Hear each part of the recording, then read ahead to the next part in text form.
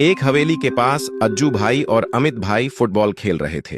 पहले अज्जू भाई की बारी थी और वो बड़े मस्त होकर खेल रहे थे। खेलते खेलते अज्जू भाई फुटबॉल को जोर से मार देते हैं और गेंद सीधा हवेली के एक कमरे में चली जाती है। दोनों हैरान हो जाते हैं। अज्जू भाई और अमित भाई के पास सिर्फ एक ही बॉल थी और नई बॉल खरीदने के लिए पैसे नहीं थे, इसलिए वो हवेली के अंदर जाकर बॉल लाने का फैसला करते हैं। धीरे धीरे दोनों हवेली की सीढ़ियां चढ़ने लगते हैं। ऊपर जाकर देखते हैं एक कमरे से एक भूतनी निकलकर दूसरे कमरे में जा रही है। दोनों डर के मारे वहीं रुक जाते हैं। अचानक भूतनी उनके सामने प्रकट हो जाती है और सीधा अमित भाई को मार डालती है। अज्जू भाई ये सब देखकर वहां से भाग जाते हैं। भागते भागते वो हवेली की एक बालकनी में पहुंचते हैं और तुरंत अपने दादाजी को कॉल लगाते हैं। अज्जू भाई के दादाजी एक बहुत बड़े तांत्रिक होते हैं। अज्जू भाई घबरा कर बोलते हैं, दादाजी हवेली में जल्दी आइए, भूतनी ने अमित भाई को मार दिया। कॉल रखते ही भूतनी वहां आ जाती है और अज्जू भाई को भी चाकू से खोप खोप करके मार डालती है। जैसे ही दादाजी को खबर मिलती है, वो अपने खटारा बाइक पर हवेली की ओर निकल पड़ते हैं। बाइक से उतरते ही दादाजी दौड़ते हुए हवेली में घुसते हैं। वो देखते हैं अज्जू भाई और अमित भाई